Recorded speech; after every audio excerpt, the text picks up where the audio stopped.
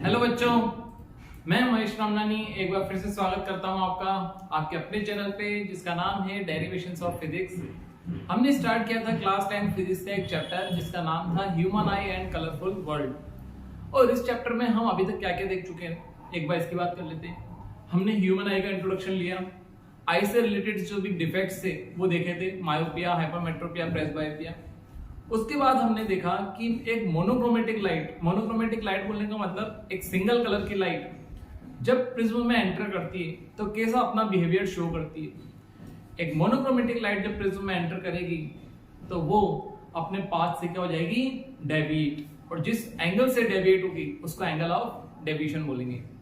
आज का जो हमारा नया टॉपिक है उस टॉपिक का नाम है डिस्पर्जन ऑफ लाइट। बच्चों, आपने स्काई में रेनबो फॉर्मेशन तो देखी होगी, रेनबो बहुत बार देखा होगा आपने। और ये कब देखा है? ये बारिश के टाइम पे देखा होगा। ठीक है, बारिश के टाइम पे वो भी बारिश के जस्ट बाद ये फॉर्मेशन देखा होगा। तो कभी सोचा है कि ये बनता क्यों है? इसके बनने का रीजन क्या है? डिस्पर्जन। बच्चों, होता क्या है, सबसे पहले डिस्पर्जन को हम प्रिज्म से समझते हैं। अब प्रिज्म भी कौन सा? ग्लास प्रिज्म, मतलब ऐसा प्रिज्म जो कि ग्लास से मिलकर बना हुआ है। अब प्रिज्म में होता क्या क्या है वो देख लेते हैं। यहां पे 3 रेक्टेंगुलर फेस होते हैं। देखो, rectangular face and rectangular face. एक यहां पे, एक यहां पे और एक यहां पे। 3 ट्रायंगुलर फेस हो गए रेक्टेंगुलर, और 2 हो गए ट्रायंगुलर फेस। एक ट्रायंगुलर फेस ये रहा और एक ट्रायंगुलर फेस ये रहा। अब इस प्रिज्म को मैं जब बोर्ड पे ड्रॉ करूंगा तो जो इमेज है वो इस टाइप की दिखेगी। या डायग्राम जो है वो इस टाइप का बनेगा।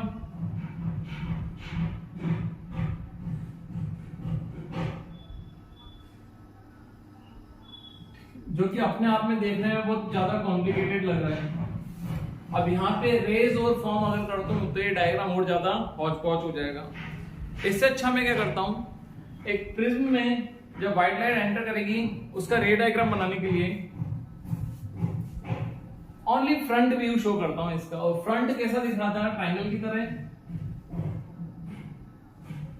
इस तरीके से ये ट्रायंगल बना दिया। अब जब यहां पे मोनोक्रोमेटिक लाइट एंटर कर रही थी तो वो अपने पाथ से क्या कर रही थी? डेविएट। जब व्हाइट लाइट एंटर करेगी तो व्हाइट लाइट के बारे में पढ़ते फिरते हो कि व्हाइट लाइट होती क्या है। व्हाइट लाइट जो होती है वो 7 डिफरेंट कलर्स का कॉम्बिनेशन होती है। अब सर 7 कलर्स का? बच्चों, कलर्स तो बहुत सारे होते हैं लेकिन फिजिक्स के हिसाब से अगर देखा जाए तो ये 7 कलर ही होते हैं। ठीक है, जैसे रेड, पिंक, इन सबको एक ही कैटेगरी में डाला हुआ है। ठीक है, फिर ऑफ वाइट, ये सब कुछ कलर नहीं होते हैं। सिंपल सा मान के चलते हैं हम, व्हाइट कलर की लाइट है और व्हाइट कलर की लाइट कितने कलर से मिलकर बनी हुई है? 7 कलर से मिलकर बनी हुई है। ठीक, और ये 7 कलर्स भी कौन कौन से हैं? इनकी कैटेगरी, ये कैटेगरी है विबग्योर। सबको पता है आपको? Violet, indigo, blue, green, yellow, orange, red. अब अगर हम विबग्योर में ऊपर से नीचे आए तो वेवलेंथ इंक्रीज करती है। वेवलेंथ इंक्रीज करती है। बच्चा, ये बात हम पहले ही देख चुके हैं कि लाइट जो होती है एक इलेक्ट्रोमैग्नेटिक वेव होती है, और इलेक्ट्रोमैग्नेटिक वेव है अगर तो इसकी वेवलेंथ भी होगी। हर एक कलर की वेवलेंथ अलग अलग होती है। सबसे कम वेवलेंथ होती है वायलेट की और सबसे ज्यादा वेवलेंथ होती है किसकी? रेड की। वेवलेंथ 2 कंसेक्यूटिव क्रस्ट या 2 कंसेक्यूटिव ट्रफ के बीच जो डिस्टेंस होती है उसी को क्या बोलते हैं? वेवलेंथ। अगर वेवलेंथ का आइडिया अगर अपन लें तो वेवलेंथ 3800 एंगस्ट्रॉम से लेके 6800 एंगस्ट्रॉम तक वेवलेंथ होती है। सर, ये एंगस्ट्रॉम क्या है? एंगस्ट्रॉम ये 10⁻⁻10 मीटर। ठीक है, तो यहाँ पे 10 इंटू 10⁻⁻10 मीटर वो लगा दो, 10⁻⁻10 metre.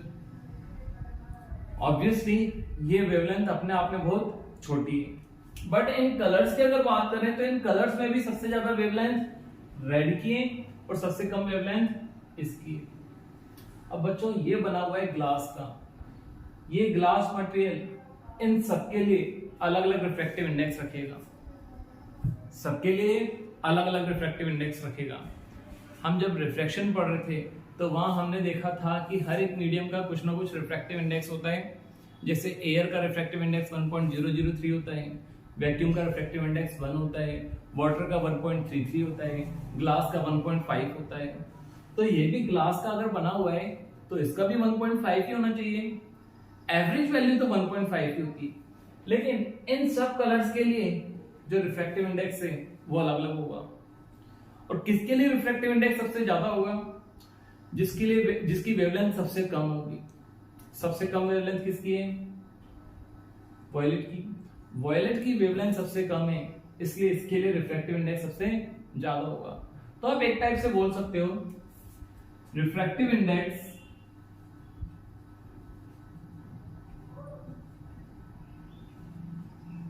is inversely proportional to wavelength.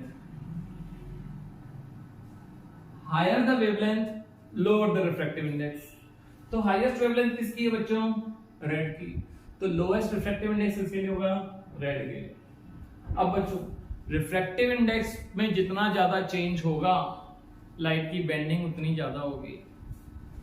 तो व्हाइट लाइट जब यहां से चल रही है, ये 7 कलर्स का ग्रुप है, बट जब इसके अंदर जाएगी सबके लिए रिफ्रैक्टिव इंडेक्स अलग अलग होगा। और सबसे ज्यादा रिफ्रैक्टिव इंडेक्स होगा वॉयलेट के लिए, सबसे कम होगा रेड के लिए। जिसके लिए रिफ्रैक्टिव इंडेक्स सबसे ज्यादा है वो सबसे ज्यादा बैंड होगा। तो वॉयलेट कलर जैसे प्रिज्म में जाएगा वो इतना ज्यादा बैंड हो गया, बहुत ज्यादा बैंड कर रही, तो ये बैंड हो गया। और रेड कलर की बैंडिंग भी होगी बट वो लीस्ट होगी, सबसे कम होगी। अच्छा, एक्चुअल पाथ तो सबका यही होना चाहिए था। अगर प्रिज्म नहीं होता तो ये पूरी लाइट ऐसे ही जाती, बट प्रिज्म के आने के कारण ये अलग अलग पार्ट्स में डिवाइड हो गई है। मैंने यहाँ पे बीच के इन कलर्स को ड्रॉ नहीं किया है, डायग्राम कॉम्प्लिकेटेड ना हो जाए। ओनली इसको शो किया है और इसको शो किया है, वॉयलेट, रेड। चलो बाकियों को भी शो कर ही देते हैं।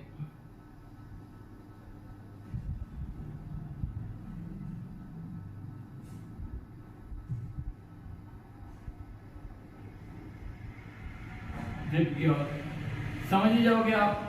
सबसे नीचे वॉयलेट है क्योंकि वॉयलेट की बेंडिंग सबसे ज्यादा हुई है और सबसे कम बेंडिंग हुई है किसकी? रेड की। अब यहाँ पे लाइट क्या करती है? डेविएट करती है। प्रिज्म में लाइट डेविएट करती है, तो ये सब डेविएट करेंगी, मतलब सब वापस मुड़ जाएंगी और सबका एंगल ऑफ डेविएशन क्या होगा? अलग अलग होगा। जिस स्क्रीन पे ये रिजल्ट मिलता है उस रिजल्ट को हम बोलते हैं स्पेक्ट्रम। क्या बोलते हैं? स्पेक्ट्रम। प्रिज्म से जब हमने व्हाइट लाइट पास कराई तो व्हाइट लाइट 7 कलर्स में डिवाइड हो गई। इन 7 कलर्स को स्क्रीन पे देखना, स्क्रीन पे जो हमको दिख रहा है उसको क्या बोलते हैं? स्पेक्ट्रम। और व्हाइट लाइट का 7 कंपोनेंट्स में डिवाइड होना, यही क्या है? हमारा डिस्पर्जन। तो डिस्पर्जन क्या होता है ये बता दिया। डिस्पर्जन का रीजन क्यों होता है वो भी बता दिया। अगर रिफ्रैक्टिव इंडेक्स वेवलेंथ पे डिपेंड नहीं करता तो शायद डिस्पर्जन नाम की चीज होती ही नहीं। रिफ्रैक्टिव इंडेक्स वेवलेंथ पे डिपेंड करता है, इसलिए सबकी बेंडिंग अलग अलग हो रही है और व्हाइट लाइट जो है वो 7 कंपोनेंट्स में डिवाइड हो गई। इसी टाइप से रेनबो भी फॉर्म होता है। देखते हैं उसके लिए क्या होता है।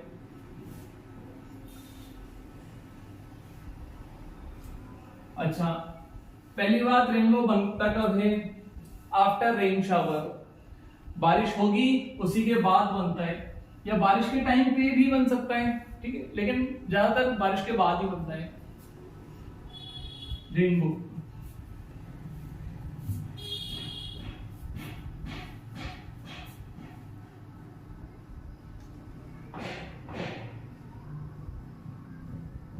कब बनता है? When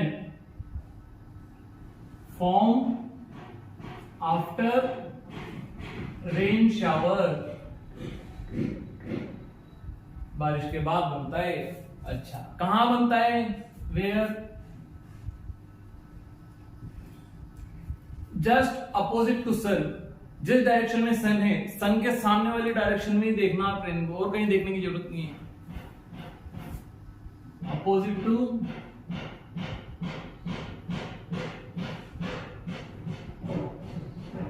सन, ठीक है। प्रिंसिपल क्या है रेनबो फॉर्मेशन का? प्रिंसिपल मतलब कौन सा कंसेप्ट यूज हो रहा है यहाँ पे? दो कंसेप्ट होते हैं बच्चों, एक होता है internal reflection, total internal reflection,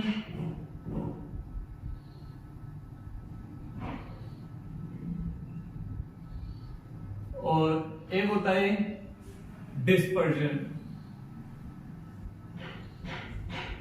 अच्छा, रिफ्रैक्शन भी होता है यहाँ पे, ठीक है, लेकिन डिस्पर्जन हो किसके कारण कर रहा था? रिफ्रैक्शन के कारण ही तो हो रहा था। रिफ्रैक्टिव इंडेक्स में चेंज होने के कारण ही तो डिस्पर्जन हो रहा है।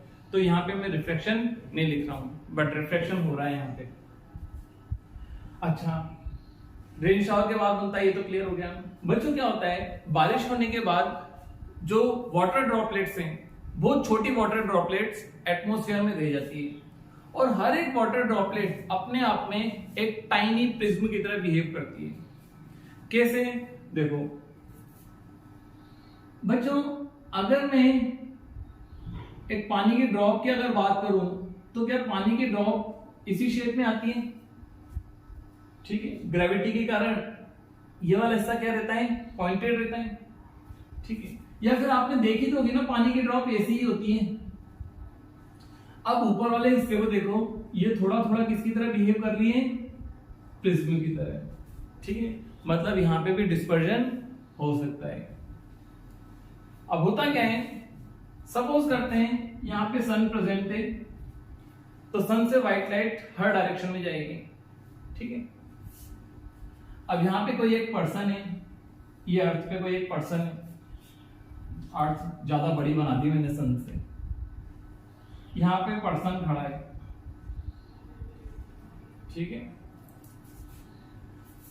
अब इस सन के सामने ही बनेगा रेनबो, तो ये जो पर्सन है, इस पर्सन को रेनबो इधर दिखेगा, ना कि उधर, ठीक है। सन के पीछे नहीं दिखेगा, इस तरफ दिखेगा, सन के जस्ट सामने। अब यहाँ पे बहुत सारी वाटर ड्रॉपलेट्स हैं, मैं एक वाटर ड्रॉपलेट ड्रॉ कर रहा हूं और उसको थोड़ा बड़ा शो कर रहा हूं।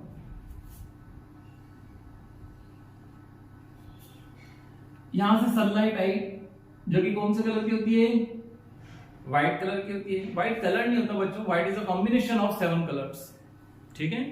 व्हाइट 7 कलर्स का क्या होता है? कॉम्बिनेशन, बट डेली बोलचाल में अपन बोलते हैं कि व्हाइट एक कलर होता है, कोई दिक्कत नहीं है। अब जब लाइट यहां पे एंटर करी, तो ये पानी की ड्रॉपलेट्स जो है हर कलर के लिए अलग अलग रिफ्रैक्टिव इंडेक्स शो करती है, तो सारे कलर्स की बेंडिंग भी अलग अलग होगी। अब आप बताओ सबसे ज्यादा बेंडिंग किसकी होगी? वीडियो को पॉज करो और इमेजिन करो कि सबसे ज्यादा बेंडिंग किसकी होनी चाहिए? जिसकी वेवलेंथ सबसे कम है। सबसे कम वेवलेंथ वॉयलेट की है, तो सबसे ज्यादा बेंडिंग वॉयलेट की होगी। और सबसे ज्यादा वेवलेंथ किसकी है? रेड की, तो सबसे कम बेंडिंग किसकी होगी? रेड की। अब बच्चों होना तो क्या चाहिए कि ये जो अलग अलग लाइट मिली है, यहाँ पे 7 कलर्स हैं, लेकिन मैं 7 शो नहीं कर रहा हूं, ओनली 2 ही शो कर रहा हूं, ठीक है। डायग्राम मुझे कॉम्प्लिकेट नहीं करना, डायग्राम मुझे समझना है। तो होना तो ये चाहिए कि ये सारी की सारी जो लाइट है वो इधर की तरफ निकलनी चाहिए। रियल में होता भी है, बट क्या होता है जब भी लाइट डेंसर से रेयर मीडियम में जाती है, सर डेंसर से रेयर, देखो ये पानी की ड्रॉप है, पानी की ड्रॉप एक डेंसर मीडियम में एयर के कंपैरिजन में, वाटर एयर, डेंसर रेयर। तो डेंसर से रेयर के केस में एक इंपॉर्टेंट फिनोमिना और होता है जो आपके 12th क्लास में आएगा। इस फिनोमिना को क्या बोलते हैं? Internal reflection. अब इंटरनल रिफ्लेक्शन की एक कंडीशन होती है, ठीक है। हमेशा ही इंटरनल रिफ्लेक्शन नहीं होता है, किसी किसी कंडीशन पे होता है, और वो कंडीशन होती है कि एंगल ऑफ इंसिडेंस की वैल्यू एक स्पेसिफिक एंगल से अगर ज्यादा हो जाए तो लाइट रिफ्रैक्ट करने की जगह क्या कर जाती है, रिफ्लेक्ट। मतलब सेम मीडियम में लाइट रिफ्लेक्ट कर जाना, इसको क्या बोलते हैं, इंटरनल रिफ्लेक्शन। आपसे इंटरनल रिफ्लेक्शन के बारे में कोई नहीं पूछने वाला है, बस इंटरनल रिफ्लेक्शन का थोड़ा सा आइडिया होना चाहिए। क्या होता है internal reflection? Reflection of light in the same medium, ठीक है। और ये होता भी कब नहीं, जब लाइट डेंसर से रेयरर में जाती है। देखो ये वाटर ड्रॉपलेट है, ये एयर है, तो डेंसर से रेयरर में लाइट जा रही है, हाँ जा रही है सर।